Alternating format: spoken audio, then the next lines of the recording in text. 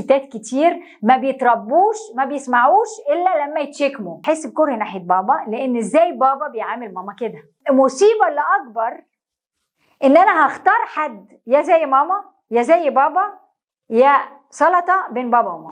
فاحنا في الحلقه الثالثه بتاعي ايه؟ موضوع الضحيه، شخصيه الضحيه في العلاقات الزوجيه. فانا كنت بقول لكم انه الحاجه الثالثه ازاي الحاله دي بتاثر على العيال.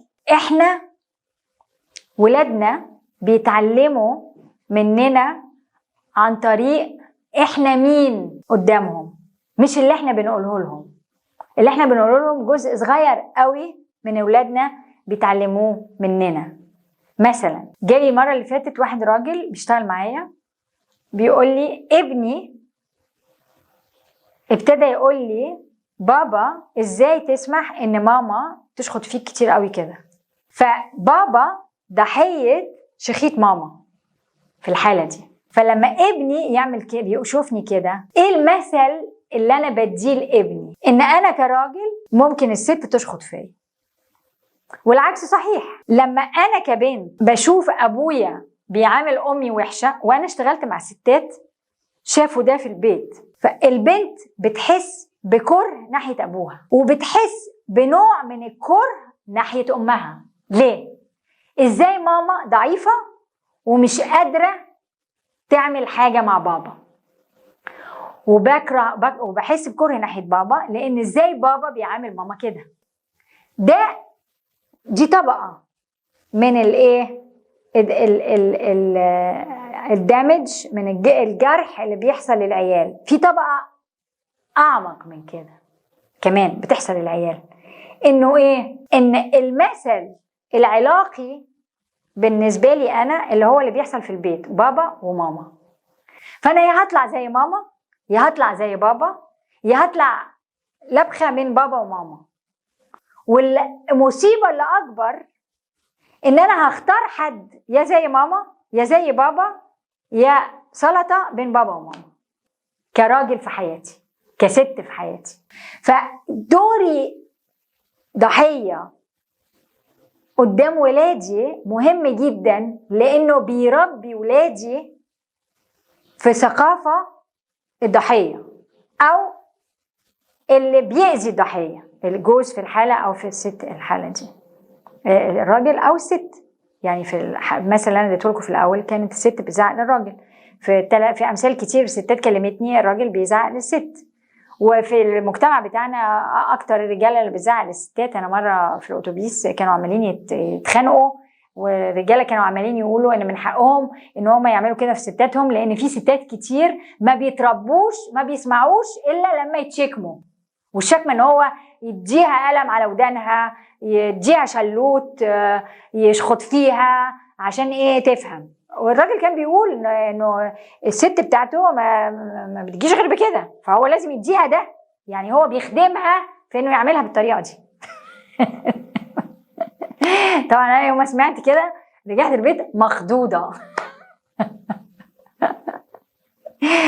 يا ربي. وقامت بقى خناقه بين الستات والرجاله في الاتوبيس، وانا قاعده اتفرج عليهم وهم عمالين يقولوا لبعض كده، والستات عمالين تحامي، وابتدوا يجيبوا بقى ايه مش عارفه ايه في القران، يقول لك الراجل مقاوم على الست، والست تجيب له حاجه تانية من القران بتقول ان مش عارفه ايه النبي صلى الله عليه وسلم قال مش عارفه ايه، وابتدوا يتخانقوا القران بيقول ايه والدين بيقول ايه والراجل بيقول ايه والست بتعمل ايه وايه، كله مبني على ثقافه انه ايه، ان الراجل من حقه ان هو يشكم الست بتاعه بانها يديها واحده ايه تحطها في محلها، قال يعني هو راجل كده. فايه؟ فالست محتاجه برضو تبتدي تدرك بصرف النظر هي تقدر او ما تقدرش، بانها بتربي بنتها زي ما امها بتقول لها ارجعي بيتك يا بنتي عشان ما تخربيش الدنيا. فبنتها بتتربى في حاجه بتقول لها اتس اوكي انك انت تبقي ضحيه، لان احنا ما عندناش حل تاني. انا بقول الحل ان انا ابتدي ابني عزة نفسي جوايا، وابتدي اقول لا الحاجات انا اقدر اقول لا فيها في اطار الثقافة اللي انت عايشة فيها والمبادئ بتاعت العلاقة الزوجية والعلاقة الاجتماعية والثقافة الاجتماعية اللي انت عايشة فيها. كل واحدة ليها ظروف مختلفة، فبالتالي الحرية اللي عندها اكبر او اصغر في الحالة بتاعتها، لكن دايما في حرية. محتاجين تتفرجوا على الفيلم بتاع يا خسارة نسيت اسم الفيلم ده، بتاع راجل اسود اتاخد في الرجلين في قضية عملها واحد ابيض في الحكومة، دي فيلم امريكاني. فدخلوا عليه وهو قاعد في البار بيشرب بيرة، وتك تك تك وراحوا اخدينه وقالوا له انت قتلت فلان فلاني، وحطوه في السجن الابد. اتحكم عليه ان هو كادينا بيربيتوا، لازم يفضل في السجن مدى الحياة. وكان راجل ملوش في اي حاجة والناس كلها عارفينه، وراجل طيب وملوش في البتاع، بس كانوا محتاجين ضحية عشان يخلصوا الراجل الابيض ده اللي هو في الحكومة من القتلة اللي هو عملها. فقال لك نحط واحد اسود في السجن، يعني العنصرية اللي موجودة. فالراجل القصة دي حقيقية. الراجل قدر في السجن يلاقي حريته، شوفوا، مسجون إلى أبد الأبدين وحياته انتهت. قدر يلاقي حريته في إنه يقبل مع الوقت. كتب كتاب شرح فيه الحال اللي حصل له، وساب الكتاب في السوق. وهو بيكتب الكتاب ليه شفائه، لأنه ابتدى يفهم حاجات ويراجع حاجات ليها دعوة بشخصيته. وقدر ده طبعا شغل عميق جدا في حالة صعبة جدا، ان هو قدر ان هو يسيب الكتاب في السوق. وفي ناس بسبب الكتاب وبسبب ان الحالة كانت عملت ضجة العنصرية وبتاع، ناس جت وحاولت، محاميين حاولوا ان هم يطلعوه من السجن ولكن ما قدروش. فهو كان عنده امل، فهو اكتشف انه يبقى عنده امل في حاجة مش بتحصل وجعاه وجع بيجيب له إحباط. فاكتشف إنه حريته في قبول الموقف اللي هو فيه، ويبتدي ينمي نفسه من جوه بحيث إنه هو يقدر يحتاج أقل ما يقدر من بره. يعني قبول الموقف، بطل الحرب الداخلية ضد الموقف. ده مستوى تاني خالص خالص خالص خالص خالص.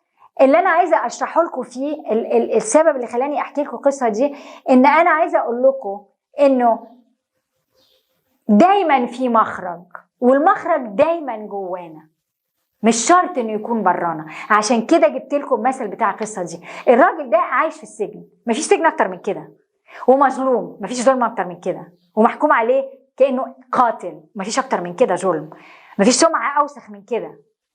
وليه حريته جواه. فاهمين عايزه اقول لكم ايه؟ فانا ضحيه حتى لو ماليش مخرج، ليا مخرج. ولو انا لقيت المخرج ده جوايا، انا هقدر اربي ولادي من منطلق مختلف. هقدر افهمهم اللي انا اتعلمته كقيمه لذاتي في رحله تحرري من العجز اللي انا حاساه اني اطلع من الموقف ده. فهعلم ولادي حاجة عميقة جدا جدا جدا جدا، بتفهمهم انه حتى لو ظروف الحياة حكمت عليا وحطتني في موقف ضحية، انا مش ضحية ذاتي. مفيش حاجة احلى هدية تقدروا تدوها لولادكم اكتر من كده. فولادكم هيتعلموا عن طريق ده حاجة عميقة جدا جدا جدا جدا، ان هم مش ضحية حتى لو الموقف حاكم عليهم كأنهم ضحية. هسيبكم هنا تأملوا الكلمتين اللي أنا قلتهم دول.